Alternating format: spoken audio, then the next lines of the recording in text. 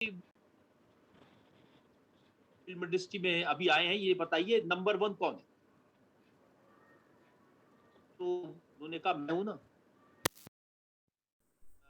शाहरुख साहब, ये आज की फिल्म इंडस्ट्री में तो अमिताभ बच्चन नंबर, उस समय अमिताभ बच्चन बहुत बड़े स्टार थे, अमिताभ बच्चन नंबर 1 है। इससे वो कौन है? तो मैंने उनको कहा, देखिए हमारे शास्त्रों में कहा है कि कैसे आपको एरोगेंस नहीं होनी चाहिए। मैंने उनको पढ़ के सब मैंने उनको कहा, देखिए हमारे शास्त्रों में हमें बचपन से सिखाया गया, विद्या ददाति विनयम विनयात याति पात्रताम पात्रत्वा धन माप्नोति धनाधर्मम तथा सुखम। He said thank you, same to you. Immediately उनके मुंह से जवाब निकला। मैं उनको ये बताता कि इसका मतलब क्या है, उससे पहले उन्होंने कहा, लेकिन वो एक बात सिखा गए, चाहे आप यंग हैं, फिर जवाबी और अपने ऊपर विश्वास। उनका जो सेल्फ कॉन्फिडेंस था, उनका जो आत्मविश्वास था, वो वाकई में काबिल तारीफ और आज भी। और इसी ने इतना बड़ा स्टार शाहरुख खान को बनाया। और 25 साल बाद जब फिर से आए बड़े स्टार बनने के बाद आपकी अदालत में, तो उन्होंने कहा कि मुझे आपकी अदालत ने इतना बड़ा बनाया, मैं आपका शुक्रिया अदा करता हूँ। मुझे मालूम नहीं कि उससे बड़े बने या नहीं बने, लेकिन आज भी वही विट, वही हाजिर जवाबी और वही आत्मविश्वास अपने ऊपर। तो ये बहुत बड़ा लेसन है जिंदगी का। हम कुछ अचीव करना चाहते हैं, कुछ हासिल करना चाहते हैं, बड़े बनना चाहते हैं, तो ये आत्मविश्वास, सेल्फ कॉन्फिडेंस, ये बहुत जरूरी है। बड़े बड़े लोग जब आपकी अदालत में आए तो कई बार मेरे लिए भी कोई आसान नहीं था ऐसे लोगों से बहुत। अटल बिहारी वाजपेयी, वो प्राइम मिनिस्टर थे, और उनकी मालूम नहीं आप में से कितने लोग जानते हैं कि वो बोलने में बहुत ही माहिर थे। उनकी हाजिर जवाबी और उनकी, लोग कहते थे उनकी जबान पर सरस्वती है। और बहुत सीनियर थे, बहुत बड़े लीडर थे, उनके लिए उनसे सवाल पूछना कोई आसान काम नहीं था। और प्रोग्राम तो जैसा हुआ, उन्होंने बहुत अच्छे जवाब दिए, मैंने भी कोशिश की। लेकिन जब प्रोग्राम खत्म हुआ, उसके बाद मैंने उनसे कहा कि अटल जी, मैं आपसे बोलने की कला सीखना चाहता हूं, आप जैसे जवाब देते। उन्होंने कहा कि आप उससे बोलने की कला मत सीखिए, अगर कुछ सीखना है कि सीखे कि चुप कहां रहना। ये जीवन का बहुत बड़ा लेसन, और इस लेसन ने, इस सबक ने मेरा जीवन बदल दिया। कहां पर क्या बोलना है वो तो आसान है, देना है आसान है, लोगों से बात करने आसान है, लेकिन कहां चुप रहना है ये बहुत बड़ी मुश्किल काम, और ये बड़े संयम की चीज है। हर आदमी से जो भी आया कुछ ना कुछ सीखने को मिला। प्रणब मुखर्जी जो बाद में इंडिया बने, जब आए थे तो फाइनेंस मिनिस्टर थे देश के, कांग्रेस के बहुत बड़े लीडर थे। उन्होंने बड़ी अच्छी बात सीखी। उन्होंने कहा कि देखिए, जब आप पब्लिक लाइफ में हैं, जब आप सार्वजनिक जीवन में हैं, तो फिर आपको बहुत सारी मुसीबतें आएंगी, मुश्किलें आएंगी, और बहुत सारे चैलेंजेस आएंगे। सबसे बड़ी चीज यह है कि सबको साथ लेकर चलना, और अपने, आपकी आलोचना करने वाले का, अपने क्रिटिसिज्म करने वाले का सम्मान करना, उसको भी रेस्पेक्ट देना। और ये बहुत बड़ी चीज है जो आज मैं अपनी मीडिया के साथियों से कहता हूं, हम जो सीखने की चीज है। हम टीवी चैनल के होस्ट हैं, हम प्रोग्राम करते हैं, लोग हमारे, हम उन्हें गेस्ट कहते हैं, लेकिन हम बुलाकर उन पर चिल्लाएं, हम बुलाकर उन लोगों का अपमान करें, ये मुझे लगता है ये सही रास्ता नहीं, और इससे व्यूअर का कोई भला नहीं होता।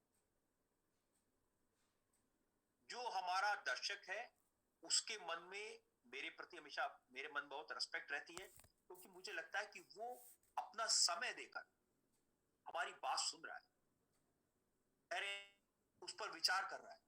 और हम जो कुछ हैं, as a TV anchor, as a host, as a presenter,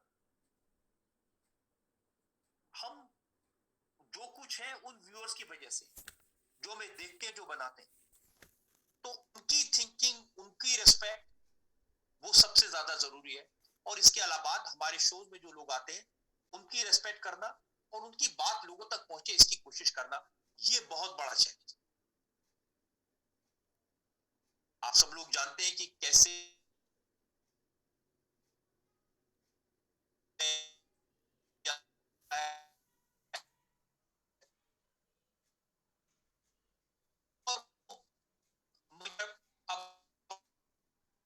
हुए कभी नहीं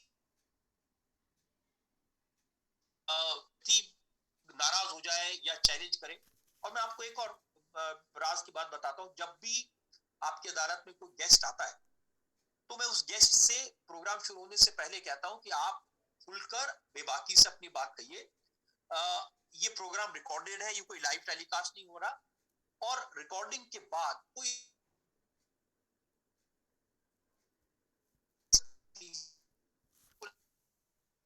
कह दिया लेकिन आप नहीं कहना चाहते, और ये आपके मेरे बीच में बात रही,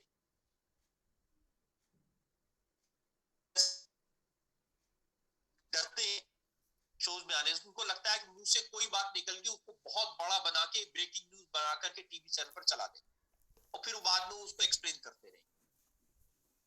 28 साल में सिर्फ 2 इंसिडेंट्स ऐसे हुए जब लोगों ने कहा कि हमने ये कहा था, ये आप इसको डिलीट कर दीजिए, और मैंने उसको डिलीट किया।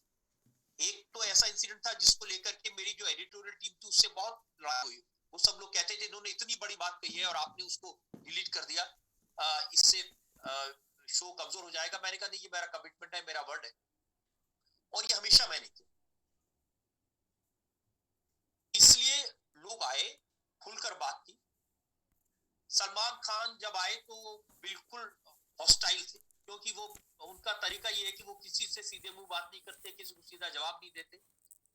लेकिन पहली बार उन्होंने अपने लाइफ के बारे में, अपने जो केसेस थे उसके बारे में, जो ब्लैक बक का केस था उसके बारे में पहली बार खुलकर बात की, वरना कभी किसी को जवाब नहीं देते थे। जो रोड पर एक्सीडेंट हुआ था रात में, उसके बारे में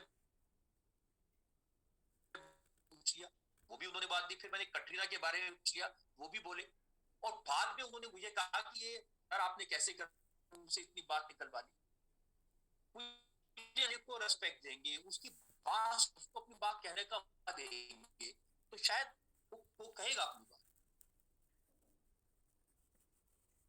जैसा मैं कह रहा था कि सीखने को बहुत मिला है नरे, तो उन्होंने एक बड़ी बात कही। उन्होंने कहा कि आप सपने देखो, लेकिन कुछ बनने का सपना मत देखो। अगर कोई सपना देखना है तो कुछ करने का सपना। और ये बात हम सबके लिए बड़ी सीखने की बात है। हम सब सपना देखते हैं कि हम ये बन जाएं, वो बन जाएं, लेकिन अगर करने का सपना देखें तो मुझे लगता है कि जिंदगी बहुत बेहतर हो, बहुत कुछ अचीव कर पाए। और सपने भी मैं हमेशा मानता हूं कि 2 तरह के सपने होते हैं। एक तो वो सपने होते हैं जो हम रात में देखते हैं जब हम सो रहे होते हैं आराम से, और दूसरे वो सपने होते हैं जो हम दिन में देखते हैं और उन्हें पूरा करने के लिए मेरे रात को नींद नहीं आती। मैंने हमेशा वो सपने देखे हैं जिन्हें पूरा करने के लिए मुझे रात में नींद नहीं आई। इंडिया टीवी शुरू हुआ, न्यूज शुरू की, करीब 16 साल हुए इंडिया टीवी पर शुरू किए हुए। कोई बैकग्राउंड नहीं थी, कोई कैपिटल नहीं थी, कोई पैसा नहीं था, कोई ताकत नहीं थी, पीछे कोई सपोर्ट करने वाला नहीं था। लेकिन मुझे लगा कि जो लोगों का सपोर्ट मिला, क्योंकि मैंने लोगों की चिंता की, लोगों की परवाह की, उसका सपोर्ट मिला तो इस मुकाम तक पहुंच गया। मैं हमेशा अपने मन में सोचता हूं कि आप कुछ भी बन जाएं, कहीं भी पहुंच जाएं, लेकिन अपनी विनम्रता नहीं जानी चाहिए। और यही सोचना चाहिए कि हमारा जो मिजाज है वो फकीरी का मिजाज। एक शायर ने कहा कि जो फकीरी मिजाज रखते हैं वो ठोकरों में ताज रखते हैं। जो फकते हैं वो ठोकरों में ताज रखते हैं। जिनको कल की फिक्र नहीं होती वो मुट्ठी में आज रखते हैं। इस आज जो मौका मिला है, इसको हमें अपने हाथ में रखना है। आज को आप मुट्ठी में रखें। आज हो सकता है बहुत सारी मुश्किलें लगे आज बड़ा डिफिकल्ट टाइम है, it's really not working out. कल शायद उससे भी और मुश्किल काम, उससे भी मुश्किल दिन। लेकिन मुझे इस बात का पूरा विश्वास है कि जब परसों आएगा, जब तीसरा चौथा दिन आएगा, तो नया सूरज खिलेगा और नई रोशनी की सुबह आपका इंतजार करेगी। मेरी आप सबको बहुत बहुत शुभकामनाएं हैं। आप जीवन में जहां जाएं, बड़े बने, बड़े बड़े सपने देखें, उन सपनों को पूरा करें। और मैंने वादा किया था कि बहुत सारे अगर सवाल लोगों के मन में होंगे तो उसको मैं जवाब देने की कोशिश करूंगा। तो मेरी तरफ से तो आपको बिल्कुल पूरी फ्रीडम है। आप कुछ भी अच्छे सवाल, कड़वे सवाल, मीठे सवाल पूछ सकते हैं। मेरा जीवन खुली किताब है। आप just feel free to ask anything that you want. Thank you Rajat sir. आपका लाइफ स्टोरी इंडीड काफी इंस्पिरेशनल है और तो उसी से हम स्टार्ट करते हैं। तो आपने जो कहा, जो आपका फर्श से अर्श वाला जो आपका जो जर्नी था, जो आपके चाइल्डहुड काफी हम्बल बिगिनिंग से थी, काफी मेरे को रिमाइंड किया ईश्वर चंद्र विद्यासागर के स्टोरी के बारे में, स्पेशली जो आप रेलवे स्टेशन में लाइट के अंदर आप पढ़ाई करते थे। तो आपके चाइल्डहुड एक्सपीरियंसेस ने आपका वर्ल्ड व्यू कैसे शेप किया है, और वो in the way you deal with news, how does वो कैसे अफेक्ट करता है? देखिए, चाइल्डहुड में तो कभी सोचा नहीं था कि न्यूज करेंगे या टीवी पर जाएंगे।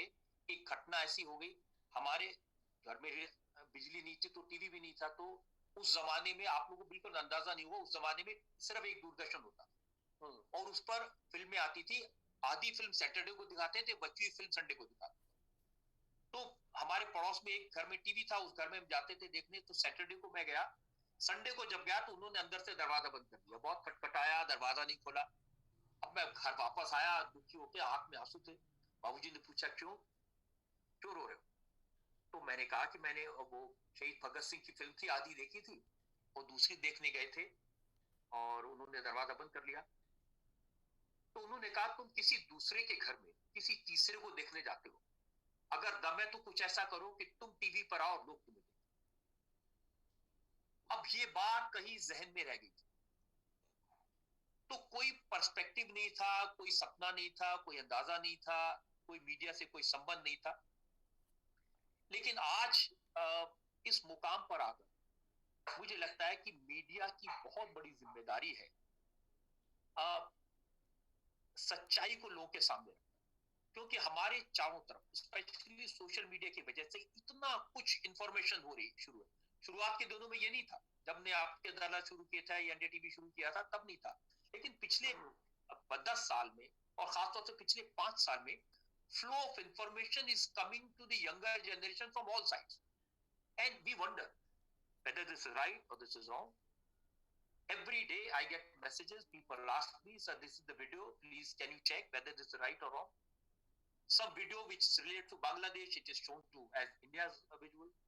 Something which relates to Uzbekistan is shown as India's visual, and we really feel bad. So मुझे लगता है आज हमारे यहाँ जो global challenge है, not only for India, for anywhere in the world, the biggest challenge today we have is to give viewer the accuracy of news, to be able to tell them to sift between what is right, what is wrong, what is viral, and what is actually truthful. This is probably is the biggest challenge. Right. तो I mean, coming to that, तो आजकल like specially क्योंकि breaking news का जमाना है, सबको headline सबसे पहले ब्रेक करना होता है। तो may be that could be part of the reason के often big news organisations might fall prey to putting out a video जो बाद में पता चलता है फेक न्यूज है। एंड फिर अभी ऐसा हो गया कि अभी ट्विटर पे कुछ हैंडल्स है, वो लोग सब फैक्ट चेकर बन गए। तो मेन स्ट्रीम मीडिया को क्या करना चाहिए to incorporate more fact checking into their normal process? देखिए, मेन स्ट्रीम मीडिया में दो है, एक तो न्यूज़पेपर है। न्यूज़पेपर के लिए इतनी मुश्किल नहीं है क्योंकि newspaper has a lot of time. वहाँ कोई स्टोरी आती है, उसको एक असिस्टेंट एडिटर देखता है, फिर एडिटर देखता है, एक हेडलाइन लगती है और अगले दिन अखबार में छपती है। They have a lot of time to go through and there are I have worked in print media so I know there are checks and balances. TV में रिफ्लेक्शन टाइम बहुत कम. You get some video and you want to put it on air, because if you don't put it on air, your rival will put it, and you will be lagging behind. मैं आपको एक, और लेकिन इसमें मुझे लगता है कि हम सबको अपनी जजमेंट का इस्तेमाल करना चाहिए, एडिटोरियल जजमेंट का इस्तेमाल करना चाहिए, वो बहुत जरूरी है. मैं आपको एक एग्जांपल बताता हूँ. जब ये हमारे अभिनंदन को पाकिस्तानी फौज ने पकड़ लिया था, उस समय उन्होंने शुरू में वहां जो पब्लिक थी उसने उनको मारा पीटा, तो वीडियोस आए सामने जिसमें उनके मुंह से खून निकल रहा है, पब्लिक उनको मार रही है. अब ये बड़ा डायलेमा हमारे सामने था कि हम इसको दिखाएं कि नहीं दिखाएं. दिखाएं तो लगता है कि हमारी जो फौज है एक डिमोरलाइजेशन की, तो तब तक ये नहीं पता था वो छूट जाए, बाद में तो ठीक हो गया. लेकिन मैंने ये फैसला लिया अब नहीं दिखाएं. और लेकिन वो सोशल मीडिया पर वो चीजें वायरल होने लगी, बहुत सारे सवाल उठे, भाई जब ये सच्ची सिचुएशन है आप क्यों नहीं दिखाते. तो मुझे लगता है कि सच दिखाना चाहिए, लेकिन सच के साथ साथ हमारा जो देश के प्रति, हमारा जो लोगों के प्रति एक जज्बा है उसको नहीं भूलना चाहिए. दूसरा, ये टीवी के लिए बड़ा चैलेंज है. हम जब भी कोई न्यूज दिखाएं उसको एक बार चेक कर लें. आप दूसरे अपने राइवल से 5 मिनट लेट हो जाए तो कोई बात नहीं. This is my instruction to India TV editorial team. आप 2 मिनट देर हो जाए मैं आपको कभी ब्लेम नहीं करूंगा, लेकिन आप गलत खबर अगर आप चलाएंगे तो मैं आपको ब्लेम करूंगा. और दूसरी बात मैं कहता हूँ, मान लीजिए कि आपसे कोई गलत खबर चल गई, मान लीजिए कोई चीज आपने दिखा दिया, तो इमीडिएटली माफी मांगनी चाहिए तुरंत. उसमें ये प्रेस्टीज पर, ईगो पर बैठने की जरूरत नहीं. अरे हमने दिखा दिया, अब देखा जाएगा, कोई हमारा क्या बिगाड़ेगा. That's not fair, because ultimately we are accountable to the people. So this probably something that we need. Right. तो आपने इस चीज की काफी